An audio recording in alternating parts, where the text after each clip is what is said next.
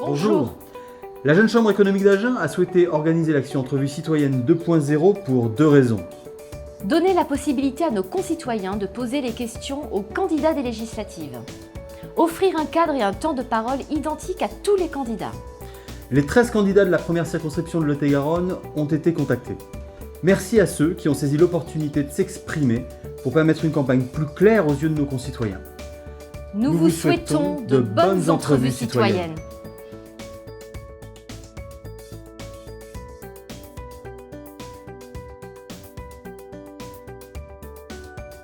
Bonjour Jean-Dionys du Séjour, représentant UDI Les Républicains. Bonjour. Merci d'avoir accepté l'invitation de la Jeune Chambre économique d'Agen dans le cadre de l'action Entrevue citoyenne 2.0, ainsi qu'au SUA de nous accueillir dans la tribune Lacroix du Stade Armandie. Bonjour Jean-Dionys du Séjour. Bonjour. Depuis avril 2017, la Jeune Chambre économique d'Agen a recueilli auprès de 4000 citoyens et chefs d'entreprise de la première circonscription du Lot-et-Garonne les questions qu'ils souhaiteraient poser aux candidats aux élections législatives. 5 grandes thématiques ont émergé. Mieux vous connaître, vivre ensemble, les talents de notre territoire, l'économie et diverses questions. Alors, je vous rappelle le principe, 10 questions identiques pour tous les candidats, 15 minutes pour y répondre. Toutefois, nous passerons à la question suivante au bout de 2 minutes. Première partie, entretien d'embauche. Pourquoi êtes-vous candidat ? Je suis candidat pour des raisons nationales et locales. Des raisons nationales parce que je pense que le pays est à un virage, on le sent avec l'élection du président Macron, on le sent avec un petit peu tous les bouleversements politiques qu'il y a eu, et quelque chose de neuf est en train d'émerger.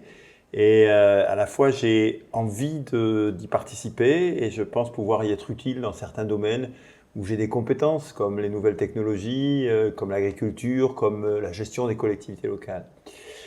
Et je suis candidat pour des raisons aussi locales. J'ai identifié une quinzaine de dossiers.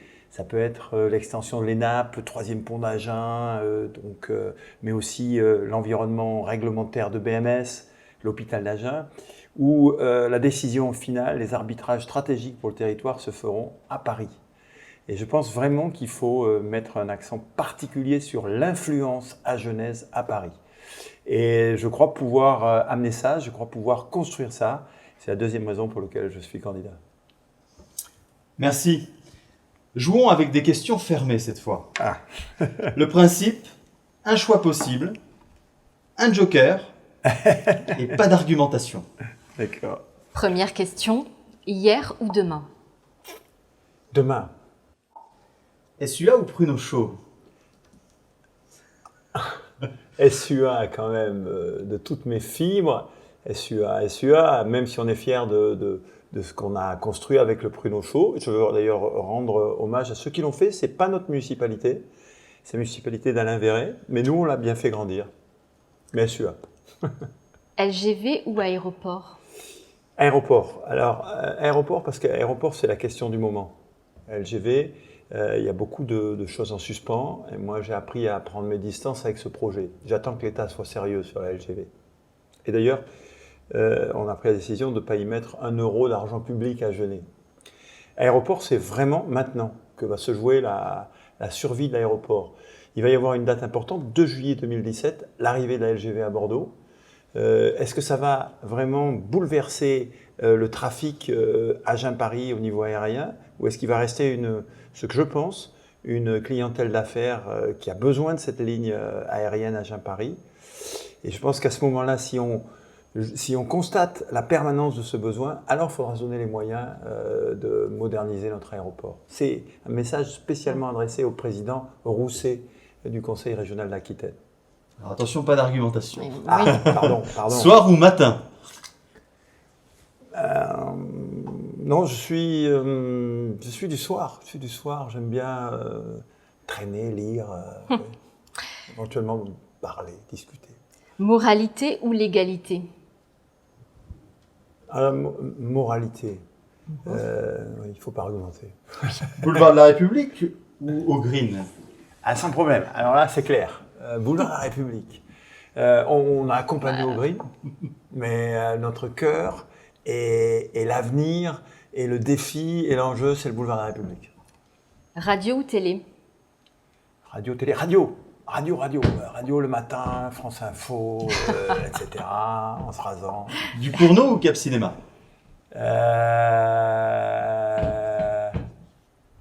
Bon, Joker, c'est les deux, théâtre, et là vraiment c'est centre-ville, c'est culture, Joker. Agenda papier ou agenda numérique? Agenda numérique, vraiment numérique maintenant, il faut y aller à fond.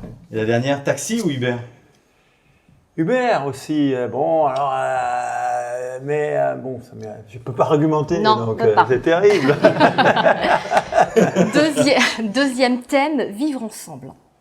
Les sondages présentés lors de l'élection présidentielle ont révélé la sécurité comme principal sujet de préoccupation des Français. Cette semaine, un réseau de terroristes a été démantelé dans notre département. Comment pensez-vous pouvoir accompagner l'action du gouvernement et les élus locaux dans cette nouvelle menace à laquelle nous devons faire face?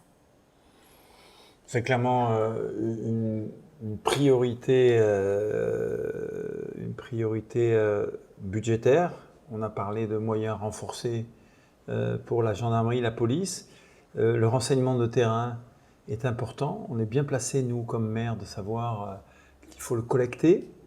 Le renseignement après, donc spécialisé, est aussi très important. Donc ça veut dire qu'il y a un effort budgétaire sur toute la chaîne qui traite du terrorisme, police, gendarmerie, services spécialisés, juges spécialisés à faire. Et donc dans les choix qu'on aura à faire qui sont difficiles au point de vue finances publiques, il ne faudra pas perdre la boussole de cette priorité-là. Elle est vraiment, je crois, majeure. Et ensuite, il y a sans doute des questions à se poser qui seront très difficiles sur un certain nombre de questions. Qu'est-ce qu'il faudra faire des gens qui vont revenir lorsque Daesh va s'effondrer militairement? Et on est près de cette échéance, on n'en parle pas assez. La bataille de Mossoul est en train d'être gagnée, Daesh est en train d'être battu en Syrie, y compris dans ses fiefs à Raqqa. Et donc ces gens-là vont rentrer. Qu'est-ce qu'il faut faire, si vous voulez, de ces gens-là, de la surveillance des gens qui sont fichés S? Il y a là un enjeu vraiment de sécurité et de liberté aussi individuelle qui sera absolument majeur. Merci. Question numéro 4. Selon le Conseil national de l'Ordre des médecins, notre département compterait 108 médecins généralistes pour 100 000 habitants. Plus mal loti des Néo-Aquitains, notre département accuserait une chute de 20% des médecins généralistes, quand la France, elle, fait face à une baisse de 8,4%. Les enjeux du vieillissement de notre population, mais aussi les opportunités que génère cette silver economy, font partie des enjeux de demain. Comment accompagnerez-vous les citoyens de notre circonscription, à la fois dans ce constat de désertion médicale, et comment pensez-vous pouvoir saisir l'occasion que nous avons de développer cette nouvelle économie? Alors la désertification médicale, il y a des enjeux il y a des correctifs puissants à apporter en termes, donc j'allais dire, de la démographie médicale. En clair, aujourd'hui, donc le numerus clausus est devenu une aberration. On est en pleine aberration, c'est-à-dire qu'on construit la pénurie de médecins avec des concours ultra compliqués, ultra sélectifs, et en même temps, on ouvre largement les vannes à des médecins étrangers sans contrôler leur niveau médical. On envoie nos enfants faire leurs études à Liège ou à Bucarest, etc. Donc tout ça est devenu kafkaïen.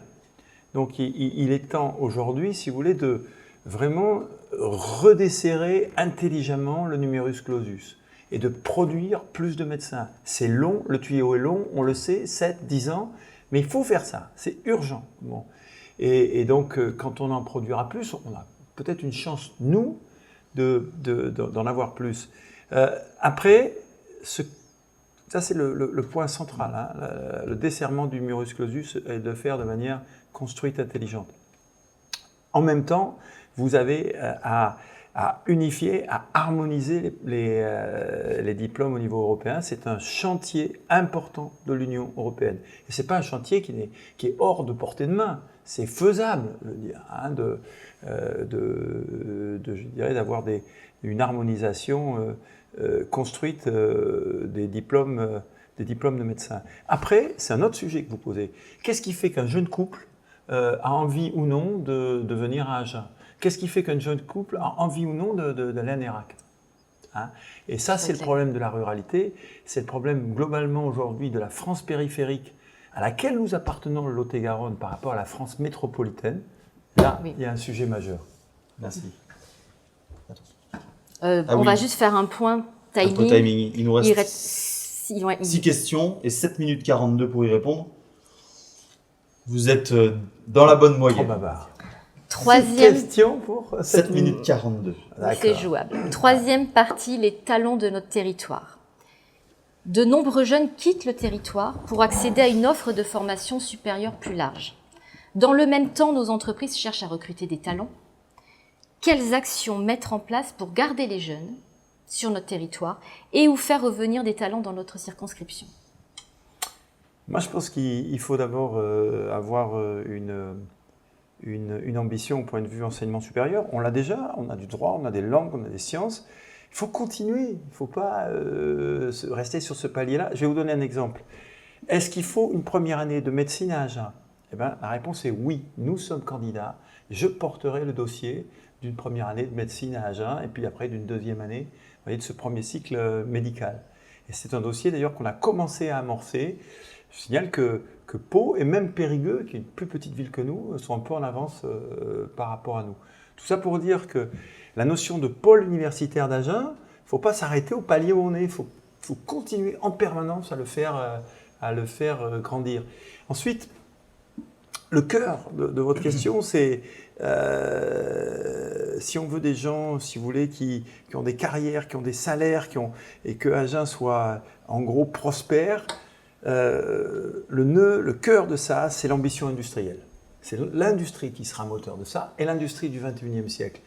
Alors laquelle? L'agroalimentaire, bien sûr, mais aussi tout ce qui est la phytopharmacie, on en a déjà, mais aussi il faudra un jour qu'Agen devienne partie prenante de l'Aerospace Valley qui est entre Bordeaux et Toulouse. Qu'est-ce qu'on fait pour être un peu sous la gouttière de la sous-traitance aéronautique? Voilà des sujets. Mais en tout cas, avoir une ambition industrielle du XXIe siècle. Merci. C'est fini? Question numéro 6. Nos parents n'ont eu qu'un seul métier dans leur vie. Nous en aurons 4 ou 5. Nos enfants auront probablement 15 ou 20 métiers. La formation continue va donc prendre une place fondamentale dans les années à venir. Comment votre action peut accompagner cette révolution? Je pense qu'il y a deux choses. La première, c'est, je le disais, un véritable tissu de formation professionnalisante. Et donc, il faut le densifier sans cesse. Et la deuxième, c'est les MOOCs. C'est les Massive Online Courses. C'est-à-dire, il faut y aller, et donc ça veut dire que petit à petit, il faut qu'Agen se donne les moyens de faire partie de cette nouvelle manière de se former en ligne. Et là, il y a un très gros chantier à faire.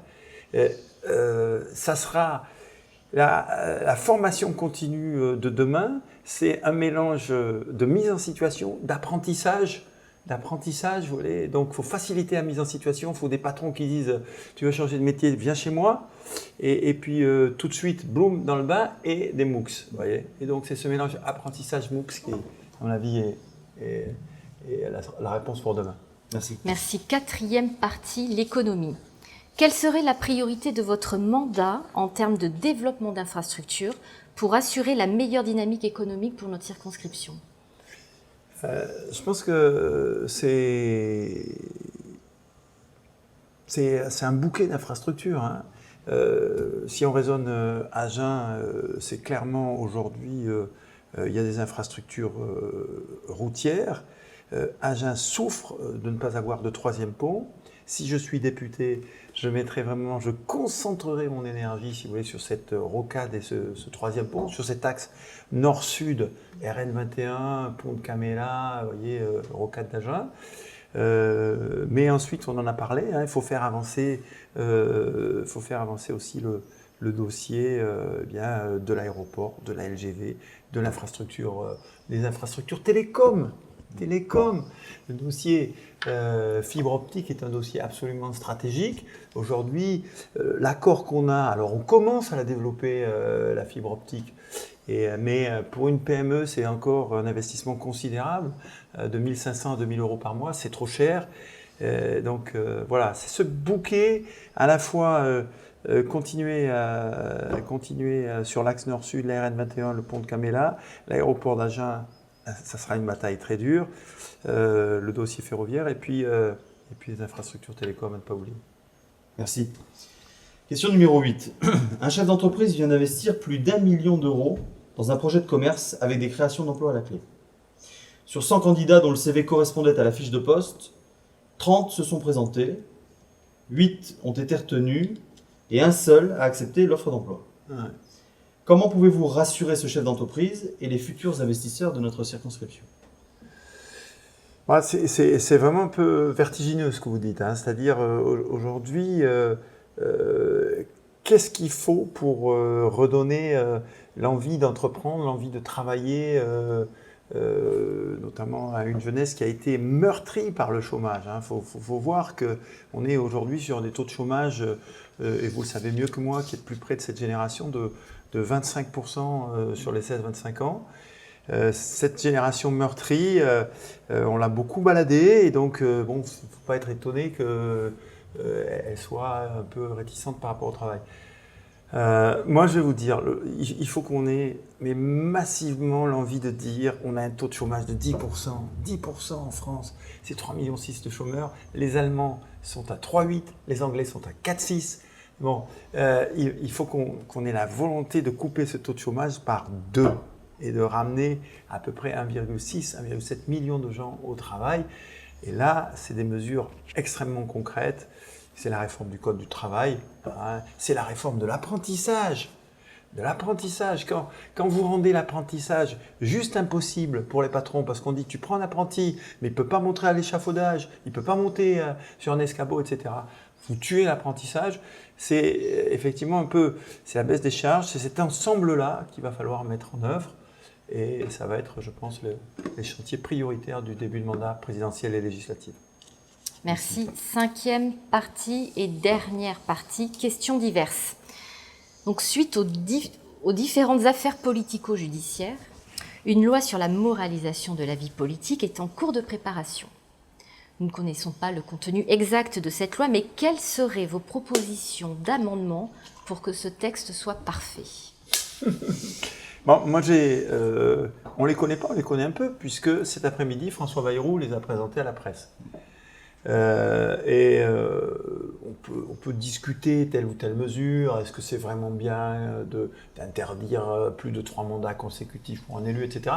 Mais globalement, elles vont dans le bon sens. Que ce soit la suppression de la réserve parlementaire, qui est un mécanisme clientéliste, que ce soit les emplois familiaux, etc., elles vont dans le bon sens. Je voterai la proposition de loi donc du président Macron sur la moralisation de la vie publique. Après, les amendements, il faut d'abord avoir vraiment le texte. Qu'est-ce qui me semble le plus discutable là-dedans? Il faut faire attention sur les petites communes. On a déjà du mal à trouver des maires. Il ne faut pas, avec la volonté de laver blanc plus blanc, décourager et désamorcer donc les élus des petites communes. C'est un vrai sujet. Donc il y a peut-être des choses à faire en sorte que ce qui est vrai pour les grandes métropoles n'est pas forcément vrai aussi pour la ruralité, les petites communes. Donc, il y a sans doute de l'affinage à faire de ce côté-là. Mais globalement, très bonne loi. Et donc vrai progrès. Après, encore une fois, si on n'a pas compris qu'il n'y avait pas un camp de la lumière et un camp de l'ombre, écoutez, la succession de l'affaire Fillon et de l'affaire Ferrand, c'est qu'on est sourd. Hein. Donc il y a des gens, il y a des femmes, il y a des hommes, elles ont à répondre à un défi d'éthique, de moralité, mais c'est un défi personnel. C'est pas un défi, il n'y a pas un parti ou une structure qui vous protège des problèmes de ce côté-là. Oui, merci. 10e et dernière question. Soyons sport, Yes. le lieu le permet. Si vous n'étiez pas candidat, Yes. Pour lequel de vos 12 concurrents en lice voteriez-vous et pourquoi? Ah, ça c'est une bonne question. En quelques secondes, hein, parce qu'il En ne reste, 30 plus- secondes. ouais, il reste plus beaucoup de temps.